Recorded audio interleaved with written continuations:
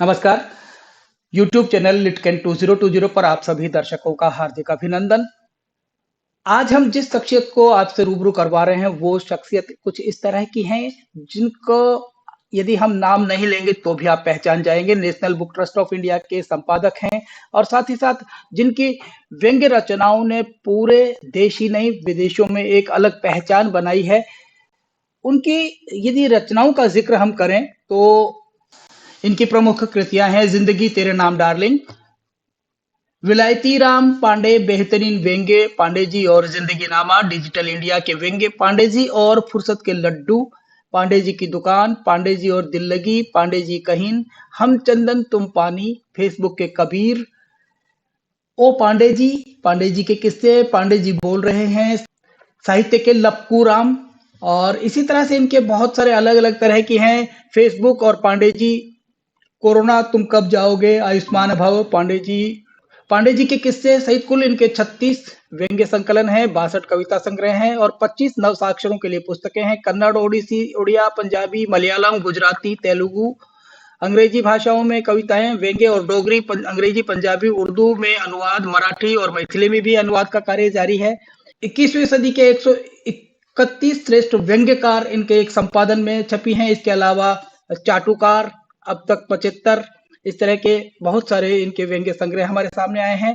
पुस्तकें अनवरत, पुष्पगंधा और अनुस्वार के विशेषांक इनके सामने हैं। इस सम्मान की बात देखें तो विजेंद्र स्नातक सोपान, रविंद्र त्यागी युवा सम्मान सहित अनेक इनके सम्मान इनको मिले हैं। विदेश यात्राएं Nepal, Japan, Mauritius, Indonesia, Malaysia, Bali, Tashkent, UAE, Nigeria की शैक्षिक यात्राएं की हैं।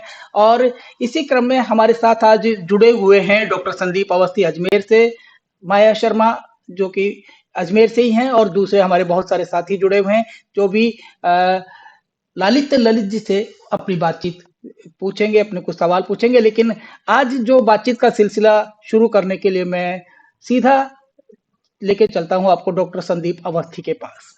राष्ट्रीय पुस्तक न्यास NBT, national book trust of India, वो इतना सक्रिय, इतना हम लोगों की पहुंच में मैंने कम से कम 3 दशकों से पहले नहीं देखा था।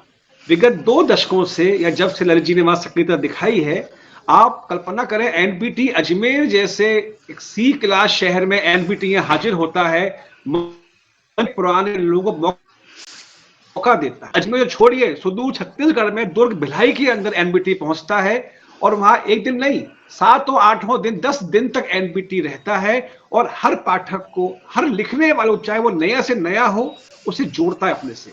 तो ये विजन जो है नेशनल बुक ट्रस्ट का, हमारे देश के लेखकों तक, अगर लेखक दिल्ली नहीं पहुंच पा, दिल्ली उन तक पहुंच रहा है, ये इनके माध्यम से सक्रिय हुआ, शुरू हुआ। मेरा सवाल जुड़ा हुआ ये है, इन छोटे शहरों से, दुर्ग से, भिलाई से, अजमेर से और पूर्वोत्तर में भी एनबीटी पूर्वोत्तर तक में गया है। मैं विदेश की बात अभी नहीं कर रहा हूं, पूर्वोत्तर तक से लेकर के सुदूर भिलाई तक, गोवा तक, यहां से जो साहित्यकार नई पीढ़ी के क्या एनबीटी के माध्यम से उभर के सामने आए हैं, एक सवाल। दूसरा, एनबीटी को इन सब राज्यों में अपनी पुस्तकों का, पाठकों का क्या रिस्पांस मिला? ये बड़ी अच्छी बात है। हम नेशनल बुक ट्रस्ट ने वर्कशॉप के माध्यम से रचनाकारों को इकट्ठा किया। हमने सुंदरनगर में एक कार्यशाला की थी जिसमें 23 या 24 लेखक 3 दिन या 4 दिन इकट्ठे हुए और 22 कहानियां जो नवसाक्षरों की किताबें वो इकट्ठा तैयार हुई। हमने राजस्थान में जैसलमेर में वर्कशॉप की, हमने भिलाई में की, हमने हिमाचल के सोलन में की, यानी 20-22 ऐसी वर्कशॉप की हैं जो तमाम भारतीय भाषाओं में भी होगी। उर्दू में पिछले दिनों नेशनल बुक ट्रस्ट के ऑफिस में वर्कशॉप हुई और लेह लद्दाख में हमारे जो स्थानीय भाषा है उसमें वर्कशॉप हुई जो पंकज चतुर्वेदी ने की। मुझे लगता है कि जो स्थानीय भाषा के लेखक हैं वे भी मुख्य धारा से जुड़ना चाहते हैं। हम भी चाहते हैं कि जो अच्छे लेखक हैं उनका साहित्य दूसरी भाषाओं में सुलभ हो। यानी गुजराती की कोई किताब है वो हिंदी में आए, हिंदी की गुजराती में आए, ये मराठी, पंजाबी का हिंदी में जाए। तो एक ये यात्रा है, ये साहित्य की यात्रा है, शब्दों की यात्रा है, शाब्दिक यात्रा है। और मुझे लगता है इस पूरी यात्रा का समन्वय करने में हमारे जो नेशनल बुक ट्रस्ट के निदेशक हैं या अध्यक्ष महोदय हैं, उनका बहुत भारी योगदान है। और मंत्रालय तो बिल्कुल रहता है और हम सबकी इच्छा भी ये रहती है कि ऐसे लेखकों की, एनबीटी मतलब नेशनल बुक ट्रस्ट, राष्ट्रीय पुस्तक न्यास, पूरे देश के लेखक इससे जुड़े। अभी पिछले दिनों राजस्थान में भी एक कार्यशाला का आयोजन हमने किया था, जो डॉक्टर कमलेश कुमारी हमारे यहाँ सहायक संपादक हैं, उन्होंने हैंडल किया, और निश्चित ही बहुत अच्छी किताबें निकल के आई हैं। और राजस्थान में भी ऐसे लेखक हैं, मेरे ख्याल से 2 दर्जन से ज्यादा लेखक हैं जो राष्ट्रीय पुस्तक न्यास के लेखक हैं, और पूरे देश के लिए बात लागू होती है, चाहे पंजाब हो, गुजरात हो, महाराष्ट्र हो, छत्तीसगढ़ हो। तो मुझे ये लगता है कि मैं टिप्स पे, उंगलियों पर रचनाकारों का नाम गिना सकता हूँ अगर कोई मुझसे पूछे। तो मुझे लगता है कि शब्द आपको दिल से जोड़ता है, और दिल अगर आपका साफ है, पाक है, शुद्ध है, तो निश्चित ही शाब्दिक लहर पूरे वातावरण को शुद्ध करती है, सुगंध से भर देती है, ये तय है। शब्द दिल से जोड़ता है, और शब्दों की जब बात चलती है, और आप शब्दों के बड़े खिलाड़ी हैं, शब्दों में ही व्यंग्य होता है। आप नेशनल बुक ट्रस्ट की बात कर रहे हैं, तो वहां पर क्योंकि जो भारतीय भाषाएं हैं, संविधान सम्मत जो भाषाएं हैं, उनकी बात हम कर रहे हैं। इसके अलावा जो 8वीं अनुसूची में भाषा या जो शामिल नहीं है, विशेषकर जब मैं राजस्थान की बात करता हूँ, राजस्थानी की बात करता हूँ, वहां पर एक सवाल ये उठता है कि क्या नेशनल बुक ट्रस्ट राजस्थानी को भी उसी तरह से मान्यता देता है, उसी तरह की रचनाओं का, उसी तरह की पुस्तकों का प्रकाशन करता है जो अन्य भाषाओं, जो कि संवैधानिक भाषा है, उनका करता है? बहुत अच्छा सवाल आपने उठाया योगेश जी। हमने नंद भारद्वाज जी के संपादन में राजस्थानी कथा संचयन हमने प्रकाशित किया, 3 BC पार। उसका हिंदी अनुवाद भी नंद भारद्वाज जी ने किया, और राजस्थानी में हमने कार्यशाला का आयोजन किया जो अलवर में पिछले में हुआ था, और जिसमें नंद किशोर आचार्य, कृष्ण कुमार आशु और बहुत सारे ऐसे लेखक हैं। मैं सबका नाम लूंगा तो समय सब समाप्त हो जाएगा। बिल्कुल। और आने वाले समय में भी हम राजस्थान के अच्छे रचनाकारों की रचना प्रकाशित करने के लिए प्रतिबद्ध हैं, और निश्चित ही पुस्तकें आनी चाहिए, ताकि उनकी किताबें जब राजस्थानी में आएंगी तो तमाम भारतीय भाषाओं में निश्चित ही अनुवाद होगा। खुश रहते हैं, स्वस्थ रहते हैं, और अपने ऊपर किए गए व्यंग्य का बुरा नहीं मानते हैं, उसे पॉजिटिवली लेते हैं, और ये हम सबको सीखना भी चाहिए। अभी बात आई दुर्ग की, भिलाई की, राजस्थान की, बताना चाहूंगा तो सबसे महत्वपूर्ण बात हम सबके लिए है, देश विदेश के लिए है। बहुत सारे ऐसे लोग हैं, लेकिन खुश रहना चाहिए, जिंदा दिल रहना चाहिए, और जितना हो सके घूमना चाहिए, अपने देश को जानना चाहिए, मनुष्यता को जानना चाहिए। और मुझे लगता है कि अगर कश्मीर के लोग क्या सोचते हैं, राजस्थान के लोग क्या सोचते हैं, या छत्तीसगढ़ के लोग क्या सोचते हैं, जितना हम घूमेंगे उतना हम अपने को ज्ञान से भरे पाएंगे। भरना जरूरी है। ललित जी ने बताया अपने जीवन का फलसफा, पूछना चाहूंगा, बड़ा मौजू है और थोड़ा सा आपको चुभेगा भी। जितने भी जाने माने आलोचक हुए, नामवर जी हो या रामविलास शर्मा हो या अपने परमानंद श्रीवास्तव आदि हो, अधिक और पांडे जी हो, मैनेजर पांडे जी, अधिकतर लोग व्यंग्य को साहित्य की मुख्य धारा में शामिल नहीं मानते। कथा को मानते हैं, उपन्यास मानते हैं, यात्रा वृत्तांत मानते हैं, कविता को मानते हैं, पर व्यंग्य को वो दर्जा नहीं देते। प्रमाण ये है, साहित्य अकादमी से लंबे समय से मैंने देखा है, राष्ट्रीय स्तर पर किसी व्यंग्यकार को साहित्य अकादमी नहीं दिया गया। 60-70 साल हो गए। क्या वजह है इसकी? ऐसा कि ये आपने इसी चैनल के माध्यम से बात उठा दी है। निश्चित ही 5 वर्षों के भीतर किसी व्यंग्यकार को साहित्य अकादमी पुरस्कार निश्चित ही मिलेगा, आप निश्चिंत रहिए आप। बहुत बढ़िया। है ना? और दूसरी बात आपने ये कही कि कोई भी आलोचक, जो चाहे रामविलास जी हो या नामवर जी हो या मैनेजर पांडे हो, इन्होंने भी व्यंग्य लिखा, बेशक कम मात्रा में लिखा, लेकिन आपकी जानकारी के लिए बताना चाहूंगा कि व्यंग्य यात्रा जो प्रेम जन्मेजय निकालते हैं, लगभग 20 वर्ष हो गए या 25 वर्ष होने वाले हैं, उनके कुछ अंकों में इन वरिष्ठ रचनाकारों की सामग्री भी प्रकाशित की गई है। और नेशनल बुक ट्रस्ट के माध्यम से हमने हरिशंकर परसाई, हमने ज्ञान चतुर्वेदी, हरीश नवल, प्रेम जन्मेजय, अंजनी कुमार, अश्वनी कुमार दुबे, सुभाष चंद्र की भी रचनाएं प्रकाशित की है। और मुझे लगता है कि बच्चों के लिए, नवसाक्षरों के लिए बजरंगी की बारात, सुभाष चंद्र की हास्य शैली में हमने वो नवसाक्षरों के लिए पुस्तक प्रकाशित की है। मुझे लगता है, और मैं आपको बताऊं कि हमने 20 साल पहले या 15 साल पहले हमने नैनीताल में एक वर्कशॉप की थी, हास्य लेखन में, नवसाक्षरों के लिए हास्य लेखन कार्यशाला। और उसमें जब्बार डाकवाला से लेके विष्णु नागर और डॉक्टर अश्व घोष और तमाम सब व्यंग्य लेखक शामिल थे, और प्रेम जन्मेजय शामिल थे। और मुझे लगता है कि यदि उस कार्यशाला में भी अगर हमें 4 या 5 किताब मिल जाए नवसाक्षरों के लिए, तो पठनीय हो सामग्री हो सकती है। किसी कार्यशाला में जरूर नहीं है कि 25 के 25 रचनाकारों की हम किताबें छाप पाएंगे। जब हमने सुंदरनगर कार्यशाला में, हिमाचल में कार्यशाला की, तो उसमें कुछ लेखक ऐसे भी थे कि हमने उनको प्रकाशित किया, लेकिन कुछ ऐसे थे जो हंस के लिए अनुकूल थे, तो उसको तो हम नवसाक्षरों के लिए सामग्री नहीं मान सकते।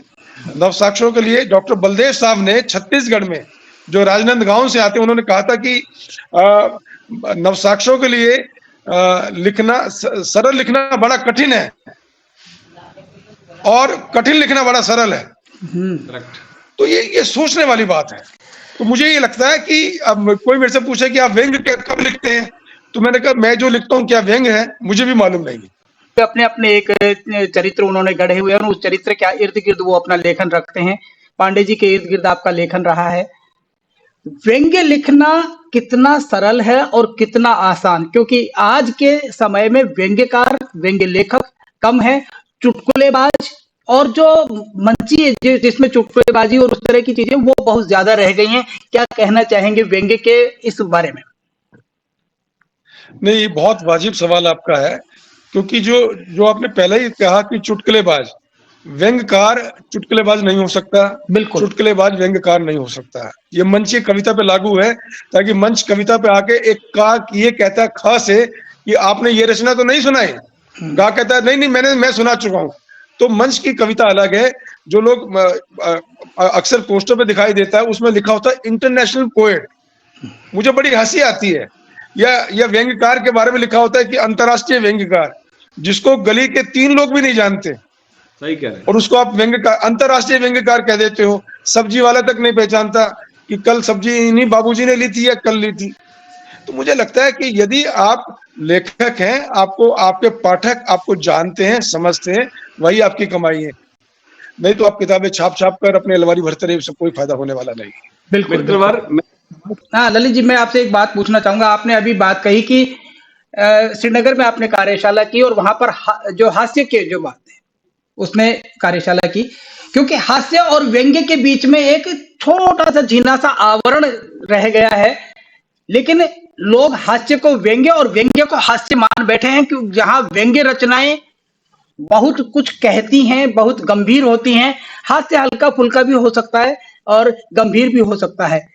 कुछ अंतर आप देखते हैं? क्योंकि एक व्यंग्य रचनाकार की हैसियत से हम आपसे पूछ रहे हैं। नहीं, आपने बिल्कुल ठीक कहा। मैं इसको, क्योंकि मैं खाने पीने का शौकीन हूँ।